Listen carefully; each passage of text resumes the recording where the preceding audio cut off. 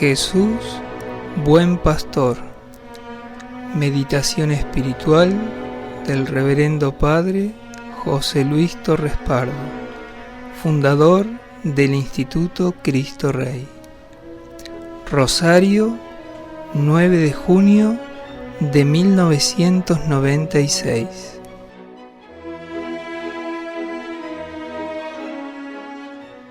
Vamos a hacer, amados hermanos, una meditación o contemplación muy hermosa. Todo el Evangelio es hermoso, sobre la alegoría del buen pastor, tomando el Evangelio de San Juan en el capítulo 10. Jesús nos dice, en síntesis, veremos después en detalle: yo soy el buen pastor. En el texto original griego del Evangelio, en lugar de buen o bueno, buen pastor, etimológicamente significa hermoso, bello, kalos. Yo soy el pastor hermoso. Sabemos que la belleza, la hermosura, significa plenitud de bien o de bondad, o de virtud, o de perfección. Fijémonos en estas palabras: yo soy. Quien ha estudiado la Sagrada Escritura enseguida se da cuenta, y Jesús lo dice expresamente, aunque implícitamente, que esa expresión yo soy es típica de Dios, Yahvé, en el Antiguo Testamento. Yo soy el que soy, le dijo a Moisés en el Sinaí. Yo soy viene a ser, diríamos, como la definición que el mismo Dios se da a sí mismo, y que por ser infinito no puede definirse, sino diciendo simplemente yo soy el que soy. Y Jesús, a lo largo de su vida, de su predicación, con relativa frecuencia emplea esta expresión: yo soy el buen pastor, yo soy la luz, yo soy la puerta, yo soy el camino, yo soy la verdad, yo soy la vida, y podríamos decir, puntos suspensivos, yo soy todo, porque es Dios, el ser infinito. Más que una parábola del buen pastor se la suele llamar, es una alegoría, como hemos dicho, enigmática, como toda alegoría. Es más que parábola, porque hay una enseñanza, una revelación implícita en este relato. Porque no es solamente decir, había una vez un pastor que llevaba las ovejas, el rebaño, etcétera, etcétera, y uno hace la aplicación. Esto es cierto, pero es más que esto, porque Jesús nos dice directamente y explícitamente: yo soy el buen pastor. Hay un secreto, hay un misterio, hay algo profundo, tan profundo que dice San Juan que Jesús les dijo a los discípulos, mientras les hablaba, que no entendían lo que Él les decía. No lo entendían. ¿Cuántas veces Jesús dulcemente reprocha a los suyos que no lo entienden? no podéis comprender, porque los discípulos todavía no habían recibido la efusión del Espíritu Santo, eran carnales, como nosotros, desgraciadamente, más o menos, y nos cuesta trabajo entender lo que está por encima de nuestra razón y de nuestros sentidos. Este capítulo 10 de San Juan comienza con esa expresión característica de Jesús: en verdad os digo. Tenemos que saber que en el cuarto Evangelio, esta expresión en verdad, en San Juan, nunca encabeza un capítulo, sino que hace alusión a lo dicho anteriormente, es decir, al nexo entre este capítulo 10 y el anterior, que es el 9. Y el capítulo 9 es la curación del ciego de nacimiento. Todo se va relacionando. De modo que cuando San Juan dice que Jesús dijo en verdad os digo, el que no entra por la puerta en el redil de las ovejas, sino que escala por otro lado, ese es un ladrón y un salteador, pero el que entra por la puerta es el pastor de las ovejas. Jesús está haciendo alusión a los escribas y fariseos, al Sanedrín, los ciegos de nacimiento, entre comillas, de los cuales este ciego real de nacimiento a quien Jesús curó milagrosamente no es más que un símbolo. Aquí tenemos ya de entrada, amados hermanos, las dos banderas, que es el hilo conductor, uno de los hilos conductores, digamos mejor, del Evangelio de San Juan, el sentido polémico o dialéctico.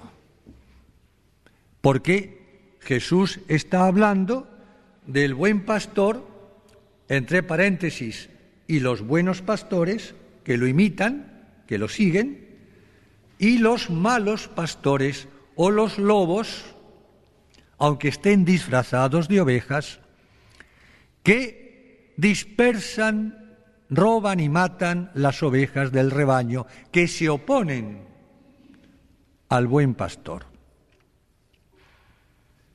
Esta imagen, este símbolo poético, tan tierno, tan dulce, tan hermoso, tan amoroso, del pastor y las ovejas, es, como sabemos, tradicional en el cristianismo.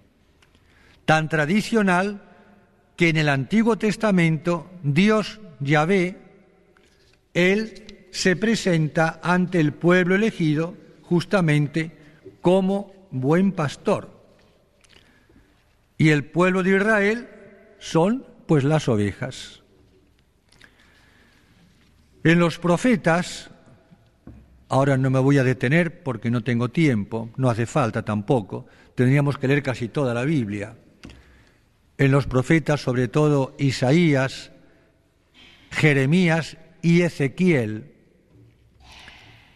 Y en los salmos, recordemos por lo menos el Salmo 23, que todos conocemos y cantamos: el Señor es mi pastor, nada me falta. Por prados de fresca hierba me apacienta. Hacia las aguas de reposo me conduce y reconforta mi alma. Me guía por senderos de justicia, en gracia de su nombre. Aunque pase por valle tenebroso, ningún mal temeré, porque tú vas conmigo. Tu vara y tu cayado, ellos me sosiegan, me dan tranquilidad, seguridad, garantía. Tú preparas ante mí una mesa frente a mis adversarios. Los pastos para las ovejas. Unges con óleo mi cabeza y mi copa rebosa. Qué hermoso, ¿verdad? Todo esto para meditar y para vivirlo. ¿Y por qué el Señor habrá elegido entre tantas y tantas imágenes? Porque fíjense que toda la creación, habría que decir, que no es más que el reflejo de las perfecciones divinas, pues es reflejo de Dios. En consecuencia, en cada rasgo, por sutil que sea, desde los ángeles, pasando por el hombre, los animales, los vegetales, los minerales y todo el cosmos, siempre hay algo que es de Dios, que es participado por misericordia de Dios, que de alguna manera nos lleva a Dios. Esta es la razón por qué a Dios mismo, en el Antiguo Testamento, y a Jesús, en el Nuevo, se le llaman con 1000 nombres. 1000 nombres. Hay un libro muy hermoso que yo tengo, titulado Los 1000 nombres de Jesús. 1000 es un nombre simbólico, es decir, infinidad de nombres, como se ve, repito, en la Sagrada Biblia, con nombres de ángeles, con nombres de hombre, el Hijo del Hombre, por supuesto, hasta con nombres de animales, Jesús Cordero, Jesús el León de Judá, con nombres de plantas, de árboles, yo soy la vid, y sí podríamos leer una lista interminable. Y es cierto, porque en Jesús hay algo de todo el cosmos, de toda la creación. Por supuesto, personificado, porque la persona es el Verbo, el Hijo de Dios. Y claro, la imagen del pastor y de las ovejas viene muy bien para entender lo que es la salvación, la redención, lo que es el amor de Dios, lo que es la intimidad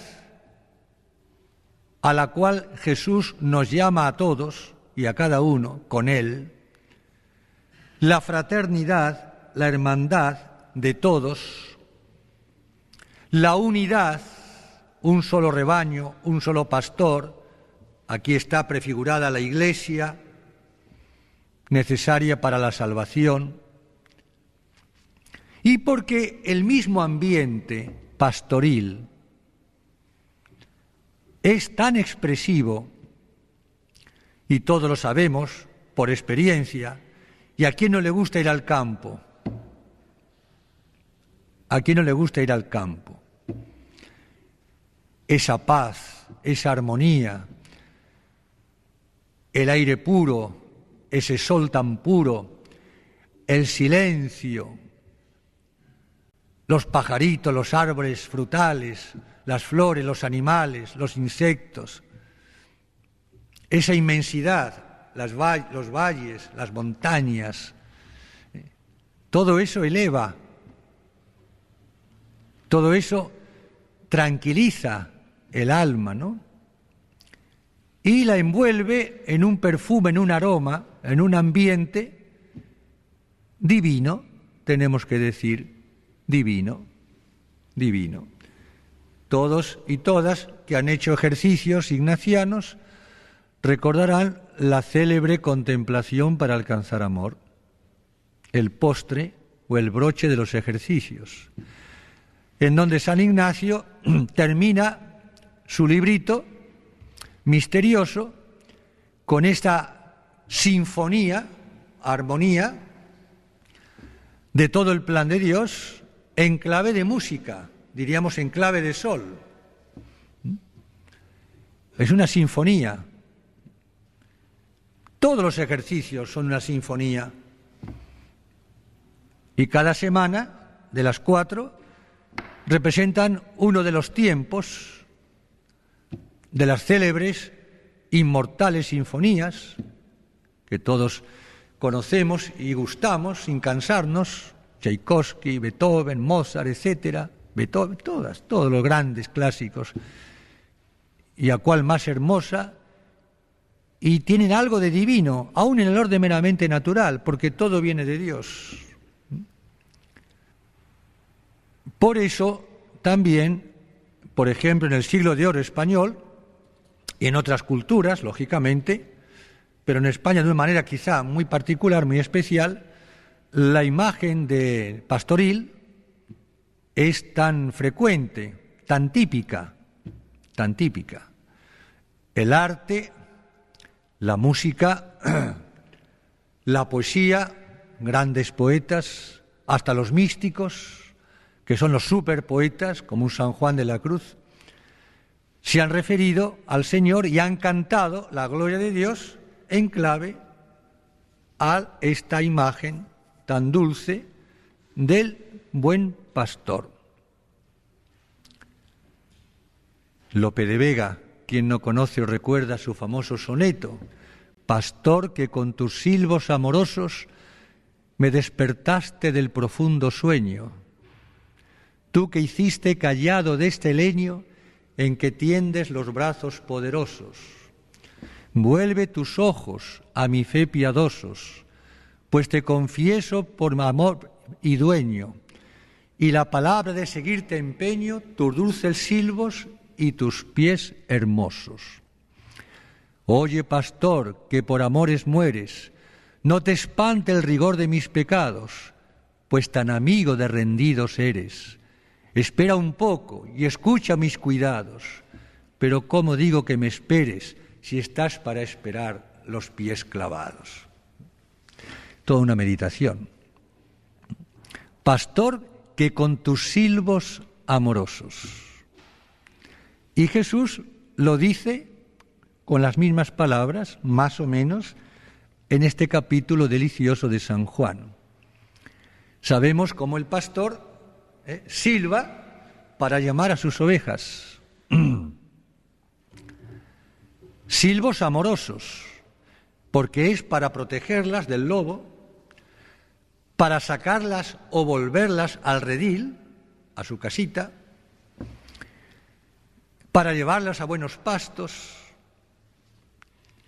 Santa Teresa, no podía faltar Santa Teresa, en uno de sus pensamientos tan delicados y tan suyos, tan finos, dice, se refiere al sacramento de la Eucaristía, por eso elegí este tema en el día del Corpus, que tenemos que estar cerca del sagrario.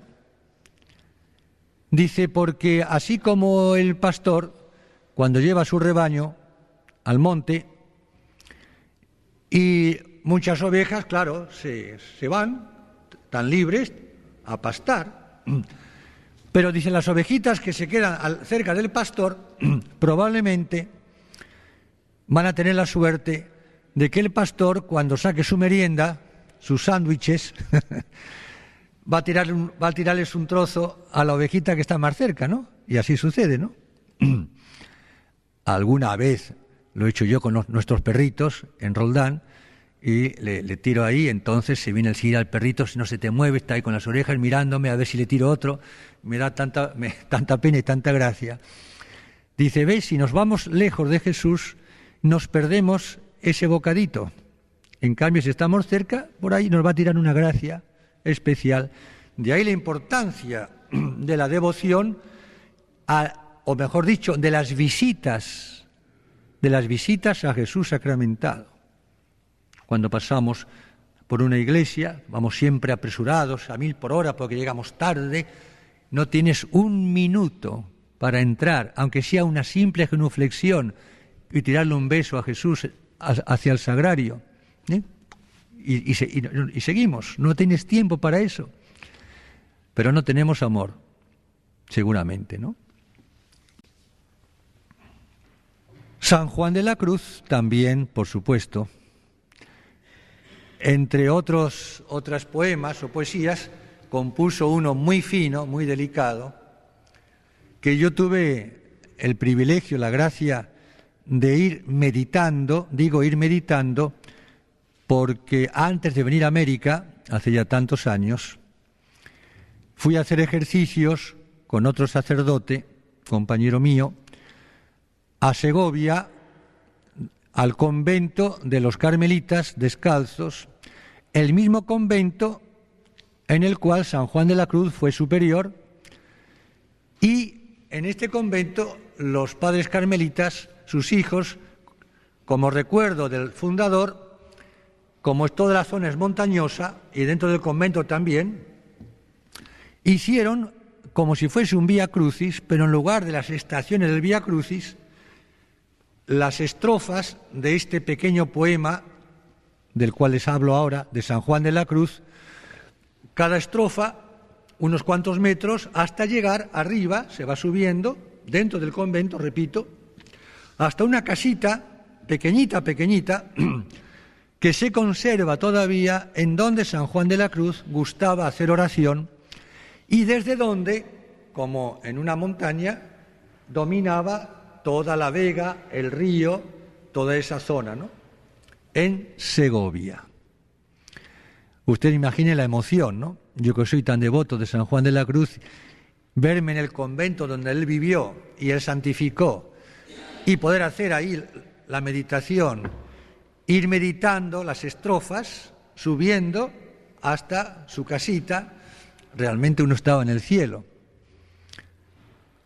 Un pastorcico solo está penado, ajeno de amor y de contento, y en su pastora puesto el pensamiento, y el pecho del amor muy lastimado, etcétera. No lo leer todo porque si no, no termino nunca. Pero es muy lindo cómo San Juan de la Cruz contempla, imagina a Jesús como el buen pastor, la cruz es el cayado, como diría también Lope de Vega, y cómo Él se da en comida y en bebida, de ahí la alusión eucarística en el Evangelio de San Juan. Porque Jesús, que es Dios, es todo. Y Él lo dice a lo largo del relato de este Evangelio. Él dice, yo soy el buen pastor. Él dice, yo soy la puerta del redil. Y además, Él es el Cordero.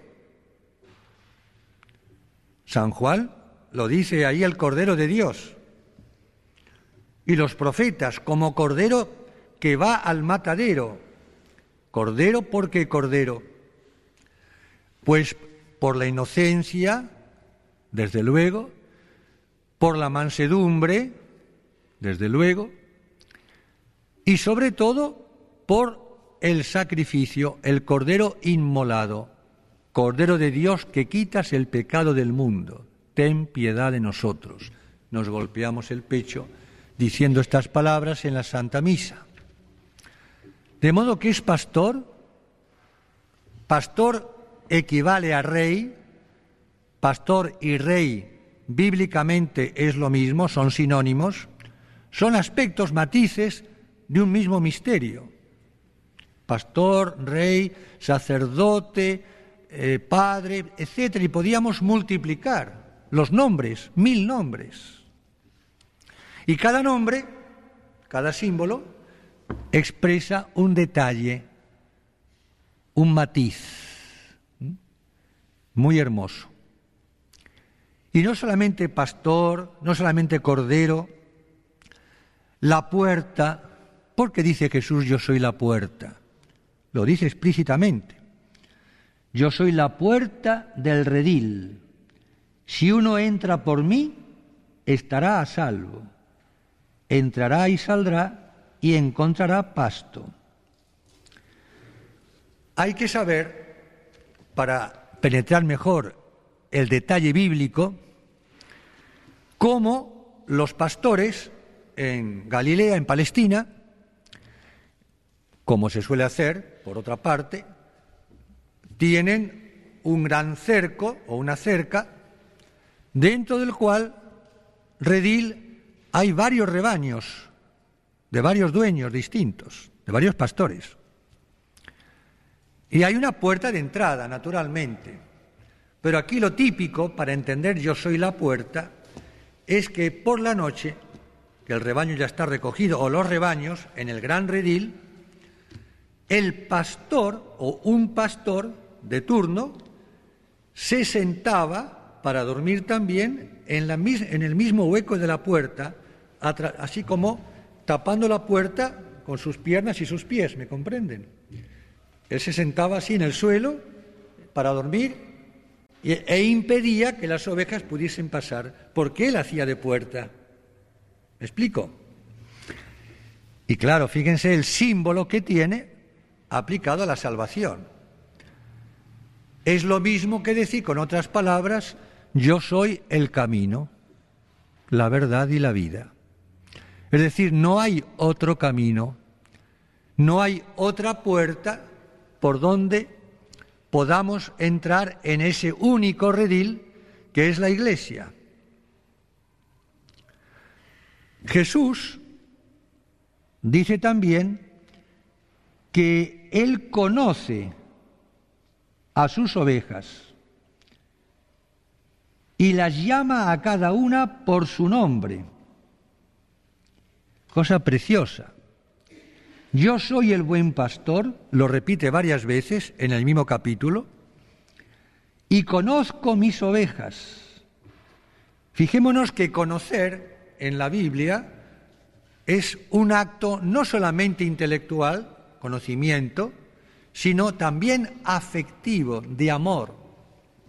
De amor.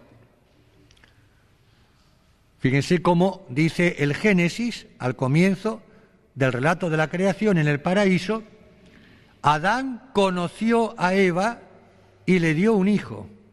Es un conocimiento profundo, porque es un conocimiento afectivo de amor, por el cual el amante entra dentro del amado, se funde, no se confunde con el ser amado. Lo mismo que dice el Evangelio cuando Jesús se encuentra con ese joven rico y dice que mirándolo, pero mirándolo con una penetración amorosa, afectiva, de predilección, cariñosa, una mirada cariñosa, no es la mirada simplemente del que conoce a fulano. ¿Viste a fulano? Sí, lo vi el otro día, me lo encontré en la esquina, me dio saludos, pero no lo amo, lo vi, sí, lo conozco, de vista, he hablado una vez. No, es una mirada, es un mirar y es un conocer en donde el corazón entra también a través de los ojos en el ser, en la persona amada. Jesús lo miró profundamente, mirada de amor, de predilección, de cariño. Eso significa que el buen pastor conoce a sus ovejas y las llama por su nombre. Es decir, que Dios, cuando nos crea, amados hermanos, no nos crea así como uno podría pensar, así a bulto, ¿no? Como los árboles, o los animales, o las piedras, sin fijarse, diríamos así, hágase la luz. No. En el caso del hombre, como del ángel, seres inteligentes y libres, creados a su imagen y semejanza, la predilección, el amor de Dios para con cada uno de nosotros es muy particular. Por eso nos conoce a cada uno por nuestro nombre. Recordemos que Adán en el paraíso, dice también el Génesis, Dios lo presentó ante todos los animales para que los nombrase, les pusiese su nombre. Poner el nombre significa darle la esencia de ese ser creado, es decir, esa esencia que Dios le ha dado al crearlo. Por consiguiente, nombrarnos quiere decir que tiene en cuenta a cada uno de nosotros como si no existiese nadie más. Y que Él me ha creado pensando en mí en concreto. No así en general, estándar, como ahora todo es estándar. No. Pensando en cada uno de nosotros. Y Él mismo nos pone el nombre al crearnos, que después la Iglesia nos lo pondrá en el bautismo. Que Él está pendiente de mí en todo instante, de tal suerte que si Dios dejase de pensar en mí en un instante, volvería a la nada de donde Él me sacó al crearme. Esa es lo que se llama la creación prolongada, continuada, porque Dios no solamente me crea de la nada, sino que me conserva en el ser y al darme el alma espiritual inmortal, me ha creado para la eternidad. Es decir, es un acto de amor, podríamos decir, continuado de Dios sobre cada uno de nosotros, no nos pierde de vista. Nos está sosteniendo con esa mirada, con ese mirar, que es su mismo amor. Leí en un libro, a este propósito, de cómo el pastor conoce no solamente sus ovejas, sino conoce una a una. Los pastores, por más ovejas que tengan, conocen a cada una individualmente. Cuando al que no es pastor o no se fija, le parece que todas son todas iguales. Y sin embargo, no, para el pastor no son todas iguales. Como para una madre o para un padre, supongo, no todos los hijos son iguales. Cada uno es cada uno. Y cuando una mamá o un papá tienen familia numerosa, como en algún caso me ha ocurrido a mí, y fallece uno de sus hijos, no se les ocurra hacer o pensar como yo una vez, que como tenían tantos hijos, en fin, si se le murió uno, pero todavía les queda todavía 10. Es una ofensa. Uno quiere decir, bueno, la que tiene hijo único se le muere, se quedó, pero usted tenía 9 hijos, se le muere uno, bueno, le queda 8. No le diga eso porque es una ofensa. Es que el que se ha muerto no lo puede sustituir ninguno, aunque tuviese 1000. En cada hijo el padre y la madre tiene toda su vida puesta, le ha dado su vida, su amor, lo cual, entre paréntesis, es también un reflejo, pálido reflejo, de lo que es Dios con respecto a todos nosotros cuando nos crea, que nos ama a cada uno infinitamente como si no hubiese creado a nadie más que a mí. Lo que dijo Jesús una vez en una aparición a una santa: si fuese necesario, hija mía, yo volvería a crear el mundo solamente por ti. Miren qué piropo, ¿eh? De Dios a sus santos. Claro. Y en este libro, leí una anécdota que me gustó, y es la siguiente. Parece ser que un escocés de Escocia fue a Tierra Santa, a Palestina, y se quedó encantado con los pastores y los rebaños. Y entonces, ¿qué se le ocurrió a este pastor? Hacer un trato con un pastor, de lo que andaban por ahí con sus ovejas, y cambiar los vestidos. Él quiso hacer de pastor también. Entonces le dio sus vestidos al pastor y le pidió, por favor, no sé si le dio dinero o no hacía el caso, le pidió el vestido del pastor, y él se vistió igual que el pastor, todo contento para hacer la experiencia de pastor. Y se dirigió hacia el rebaño, a las ovejas, lo mismo que el pastor. Nadie le llevó el apunte, como dicen. Las ovejas no le hicieron ningún caso. Iba vestido igual. El silbido más o menos aprendió a hacerlo. Quiso imitar al pastor, pero ¿y por qué las ovejas no lo siguieron? Con su instinto. Ven el vestido y el silbido.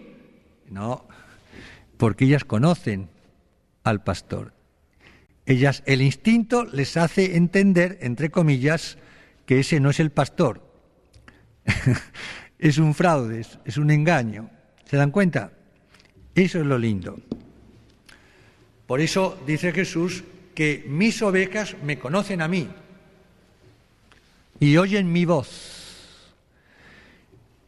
La voz de Jesús es muy característica, es inimitable para quien tiene suficiente discernimiento. ¿Cuántas veces ya los profetas, especialmente Ezequiel, en el Antiguo Testamento, hablan, y con qué términos tan fuertes, duros, contra los falsos pastores de Israel, que engañan al rebaño y que apartan a los hombres de Dios, de Yahvé? ¿Cuántas veces? O los malos o falsos pastores que se apacientan a sí mismos. Es lo que se llama el abuso de autoridad, el abuso del poder, en los que tienen poder, jerarquía, mando, los que son superiores, que en lugar de apacentar al rebaño, las almas, los súbditos, se aprovechan de su poder, de su autoridad, para ellos sacar ganancia y pasarla bien. Y claro, Dios, a través de los profetas, truena, diríamos, de furor contra esos falsos pastores. Y Jesús, en el capítulo 10 que comentamos, también lo dice. Todos los que han venido delante de mí son ladrones y salteadores. Pero las ovejas no les escucharon. Fueron engañadas momentáneamente, pero después se dieron cuenta y los repudiaron. Hace alusión justamente a los fariseos, saduceos,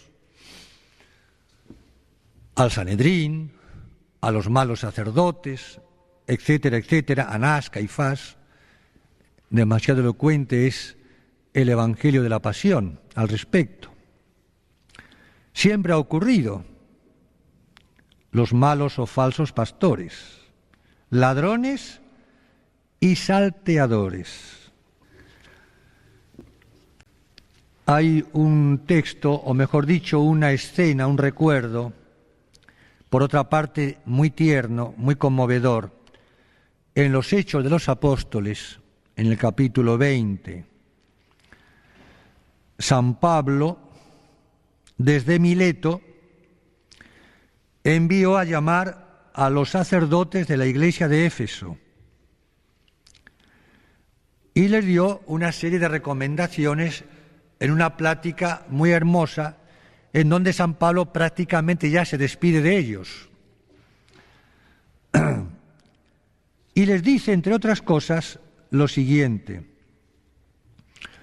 ahora ya sé que no volveréis a ver mi rostro, es la despedida, ninguno de vosotros, entre quienes pasé predicando el reino. Por eso os testifico en el día de hoy que yo estoy limpio de la sangre de todos. Lo habían calumniado, perseguido, puesto preso tantas veces, pues no me acobardé de anunciaros todo el designio, el plan de Dios. Tened cuidado de vosotros y de toda la grey, ¿ven? De todo el rebaño. Es lo mismo que dijo San Pedro en sus epístolas, lo mismo. En medio de la cual os ha puesto el Espíritu Santo, son los primeros obispos, como vigilantes. La palabra obispo, episcopus, en griego significa vigilante, el que vigila. Como vigilantes para pastorear la iglesia de Dios. pastorear la Iglesia de Dios. San Pedro llama a Cristo el pastor o el obispo de vuestras almas, que Él se adquirió con la sangre de su propio Hijo. Compró la redención con la sangre derramada en la cruz. Ahora escuchen esto. Yo sé que después de mi partida se introducirán entre vosotros lobos crueles, que no perdonarán al rebaño. Hay que decir, entre paréntesis, amados hermanos, que ya viviendo San Pablo, y él lo dice en otras epístolas, ya se habían introducido lobos rapaces, crueles, para hacerle la contra y para dividir a los primeros cristianos. Pero más aún claro, una vez muerto él, lógicamente. Yo sé que después de mi partida se introducirán entre vosotros lobos crueles, que no perdonarán al rebaño. Y también sé, es una profecía de San Pablo, que de entre vosotros mismos se levantarán hombres que hablarán cosas perversas para arrastrar a los discípulos detrás de sí. Fíjense, qué cosa terrible, ¿no? Entre vosotros mismos, que sois mis discípulos, que sois mis hijos espirituales, cuando yo no esté, cuando yo haya muerto, se convertirán varios de vosotros en lobos crueles y haréis lo contrario de lo que yo os he enseñado. ¿Y quién nos recuerda el caso de Judas en el colegio apostólico? O Barrabás, y tantos y tantos.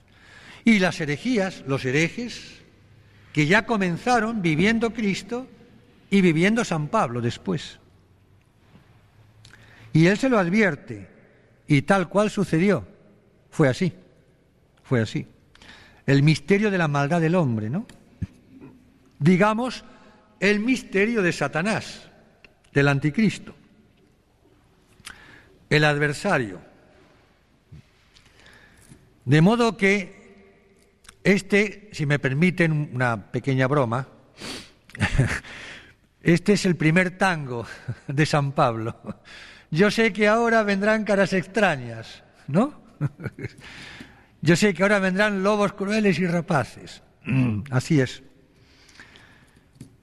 Cuando se lee la vida de las órdenes religiosas, la historia, las vidas de los fundadores, de las fundadoras, Santa Teresa, por supuesto, San Juan de la Cruz, es típico, ¿no? Sobre todo al final de su vida, la preocupación de que a su muerte la congregación se desvíe, ¿no? Pierda altura.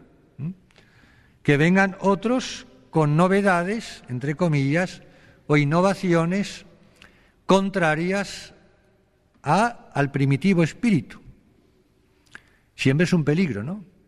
Y Jesús lo había profetizado ya en el sermón escatológico. Los hijos se rebelarán contra los padres y los matarán, y las hijas contra las madres. Cuando uno piensa, entre miles y miles de ejemplos,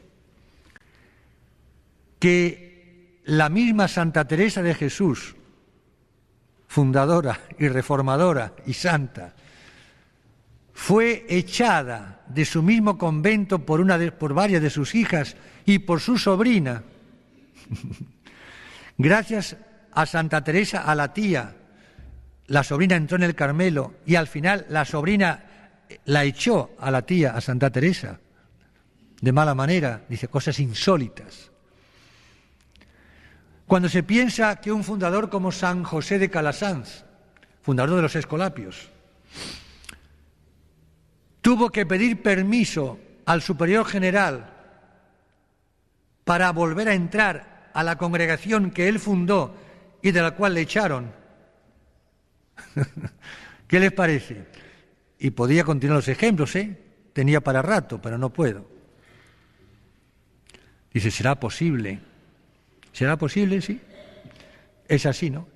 De ahí ese temor, esa angustia de San Pablo y esa pena de que a su muerte entrarían o surgirían de los mismos cristianos, de sus mismos discípulos e hijos, repito, no de los comunistas o de los anarquistas, no, dentro de la misma Iglesia.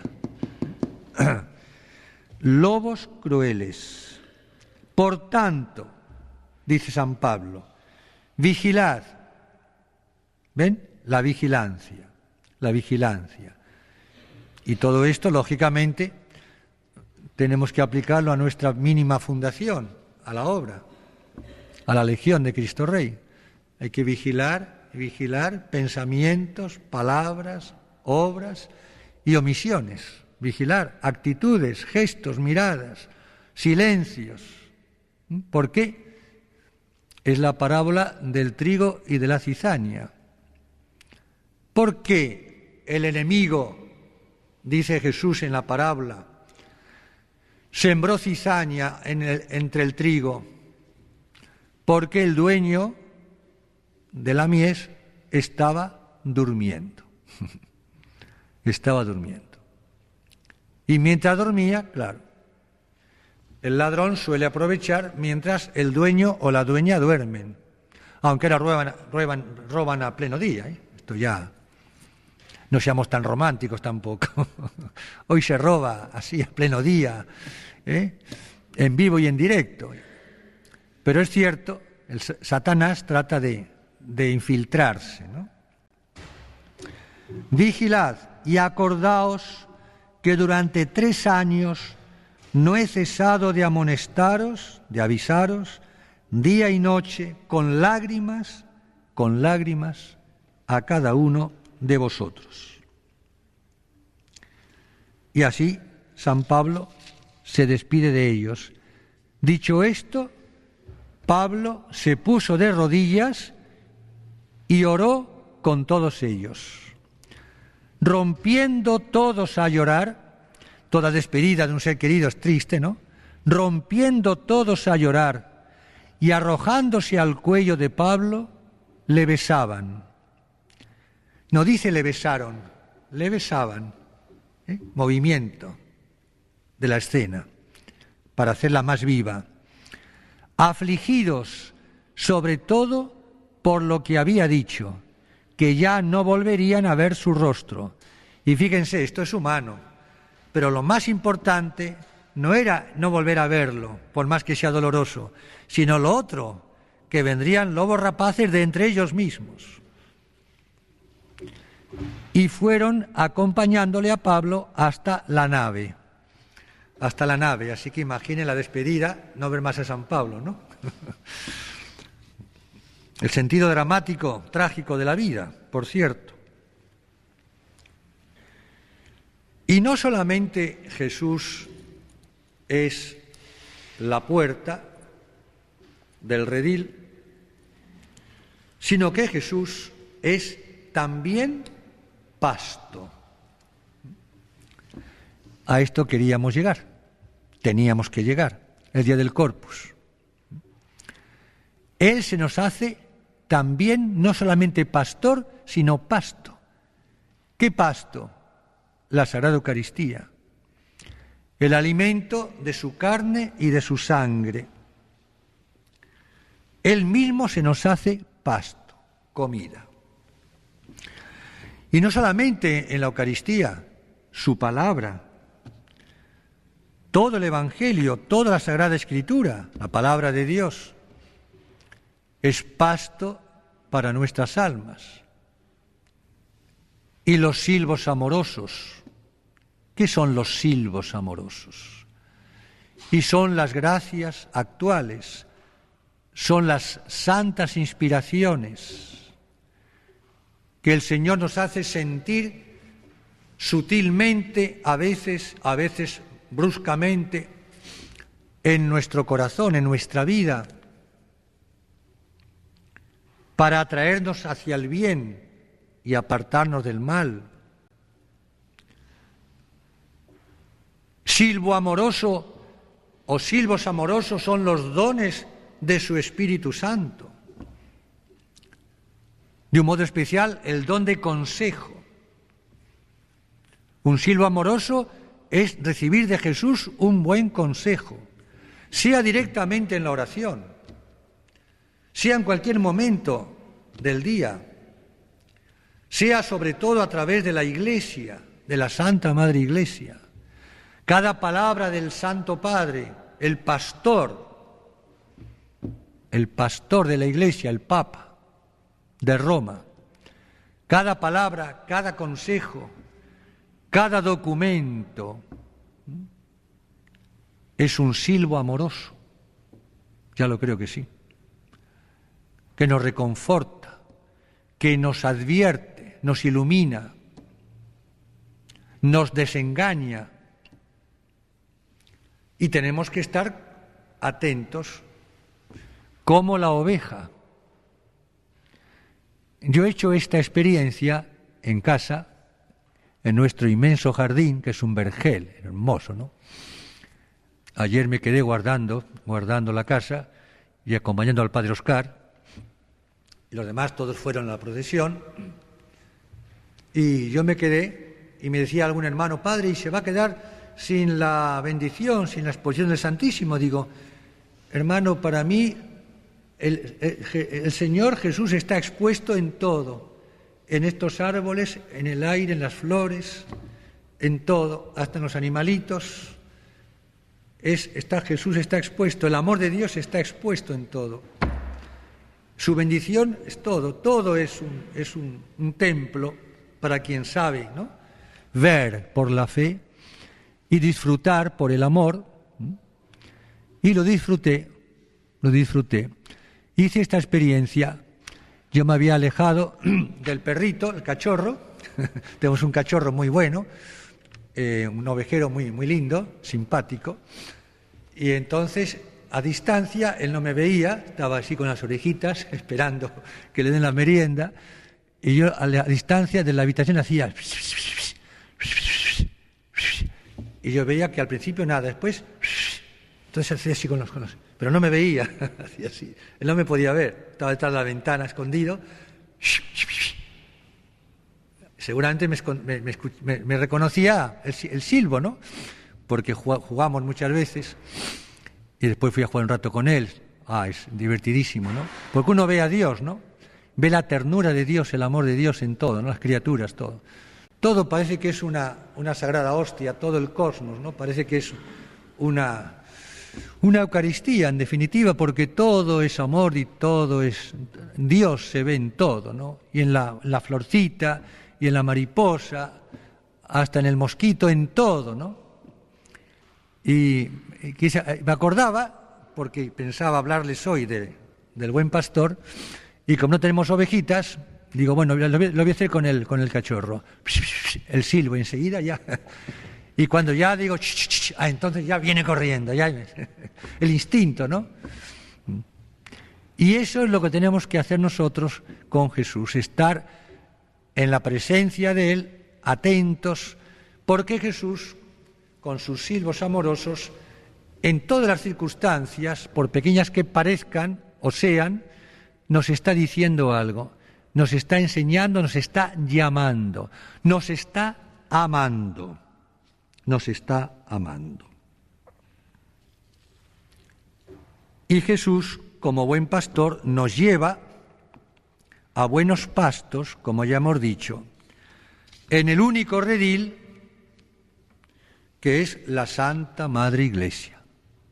Aquí también hay una connotación ecuménica, un solo rebaño y un solo pastor. También San Mateo lo dice en el capítulo 18, todos lo recordarán, ya termino. ¿Qué os parece?, dice Jesús. Si un hombre tiene 100 ovejas y se le descarría una de ellas. Uno podría pensar, bueno, como la mamá tiene 10 hijos, se le muere uno, total, 100 ovejas, todavía le quedan 99. ¿Qué hace el buen pastor? ¿No dejará en los montes las 99 para ir en busca de la oveja descarriada? Son típicas esas estampas o imágenes. El otro día los padres que fueron a Estados Unidos a dar la tanda tuvieron la delicadeza de traerme un buen pastor, una imagen de Jesús preciosa, una imagencita para mi mesa, y tiene una ovejita en el brazo y otra pegadita de pie a él, ¿no? A su manto. Una hermosura, ¿no? Y yo en mi celda tengo estampa del buen pastor por todos lados, en las paredes, me encanta, ¿no? Me encanta. Para ir en busca de la descarriada. ¿Y saben por qué me encanta? No solamente porque Jesús es mi buen pastor, sino porque yo también fui oveja descarriada en el mundo. Entonces yo me veo representado en la ovejita. Y ustedes saben cómo en los rebaños hay ovejitas que sea porque son las más chiquitas, o están rengas, o enfermas, o débiles, o díscolas, o son terribles, como algunos de los hijos de las familias que son terribles, ¿no? No están. Y entonces el pastor se la lleva en brazos, ¿no? Eso es muy lindo, ¿no? Y las otras que son dóciles van por sus pasos, o ya son mayores, son más antiguas en la obra, tienen más virtud. Uy, hay tantas aplicaciones aquí. Pero qué lindo eso de dejar a las 99 bien guardaditas y va en busca de la oveja descarriada, ¿no? Qué lindo, ¿no? Esa imagen que a mí me habían contado cuando yo ingresé en el noviciado hace tantos años, ¿no? En España, el cuento es un cuento francés de un señor que tenía una ovejita y que la ovejita es una especie de parábola, claro, o de fábula, diríamos mejor, y la ovejita estaba cansada de estar siempre en el redil, siempre, y quería libertad, quería salir y no estar siempre dentro, estaba cansado, ¿no? Como los chicos y las chicas, ya soy grande, mamá, ya soy grande, papá, ya puedo ir a la calle, puedo venir a la hora que me da la gana, porque yo... Y uno no puede dejar de pensar en la célebre parábola del hijo pródigo. Esa ovejita negra de la familia, ¿no? Quería libertad. Bueno, ¿y al final, este buen señor, el amo, la dejó y la ovejita, toda contenta, empezó a trepar por la montaña, y luego apareció el lobo, lo que ya se veía venir, ¿no? Y el pobre señor, el amo, llamando a la ovejita, la llamaba a voces, todo. Y la historia del hijo pródigo y la historia del hombre, de siempre, ¿no? Pero el amor de Dios, que no se resigna a perdernos y que va en busca de la oveja perdida. Y si llega a encontrarla, esto, amados hermanos, es terrible, ¿eh? Uno lee el Evangelio rápido y ya está, no está, paremos un poco, paremos. Y si llega a encontrarla, porque puede ocurrir que no la encuentre, porque el hombre es libre. El hombre es libre. El papá del hijo pródigo la esperaba llorando y rezando, sí, pero el hijo pródigo tuvo que arrepentirse, levantarse y volver, porque Dios respeta nuestra libertad. ¿A cuántas ovejas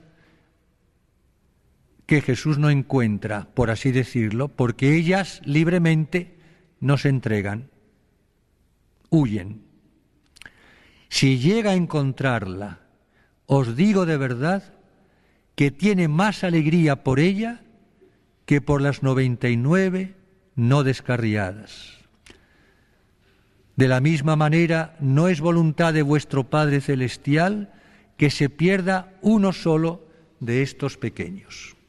El amor de Jesús, ¿no? ¿Y quién no ha sido ovejita más o menos descarriada en la vida? Más o menos. Cada uno lo sabrá.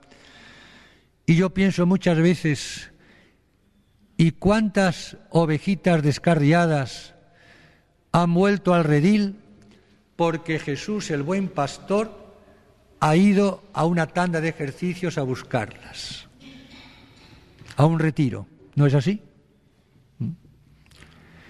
Y ese ejercitante, esa ovejita, se ha convertido y ha vuelto al redil, ha vuelto al buen camino. Así es, los pastos abundantes de un retiro espiritual, ¿no? Los ejercicios ignacianos.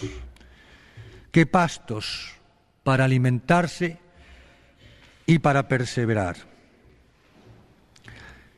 Y en esta alegoría Jesús habla también de su intimidad con el Padre, volviendo siempre a su obsesión con mayúscula, que es el amor, el Espíritu Santo, a su Padre, primera persona, el misterio trinitario, del cual Jesús no puede salir nunca, por ser el Hijo. Yo soy el buen pastor y conozco mis ovejas, y las mías me conocen a mí, como me conoce el Padre, y yo conozco a mi Padre.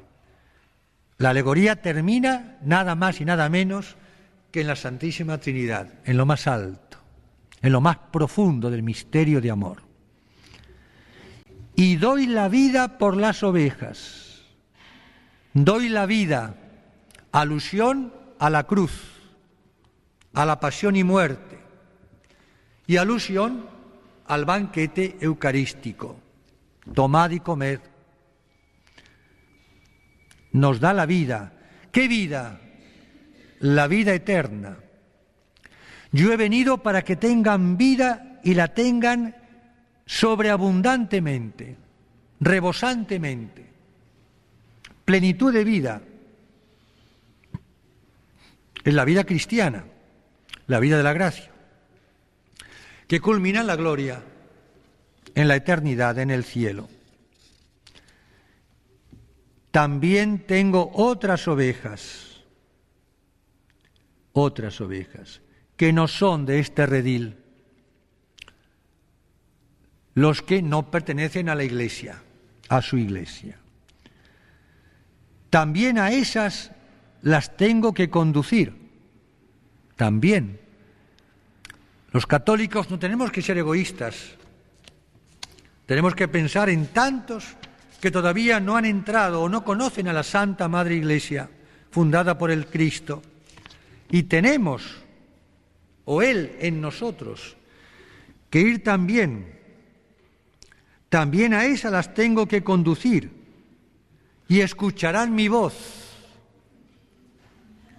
y habrá un solo rebaño y un solo pastor. Por eso me ama el Padre, porque yo doy mi vida para recobrarla de nuevo, la resurrección. Nadie me la quita, yo la doy voluntariamente. Tengo poder para darla y poder para recobrarla de nuevo. Esa es la orden, el mandato que he recibido de mi Padre. De modo que Jesús, el buen pastor, nos quiere conducir a todas las ovejas que somos, sus hijos, en este gran rebaño de la Iglesia, de su Iglesia, en este redil, a través de los pastos en esta vida, camino de la patria futura, venidera, de la tierra prometida, es decir, de los pastos de la gloria, en donde, por la visión beatífica, contemplando y amando ardientemente por toda la eternidad a Dios nuestro Señor, la misma esencia divina, su mismo amor trinitario con que se ama a sí mismo, el Espíritu Santo, será nuestro pasto por los siglos de los siglos. Amén.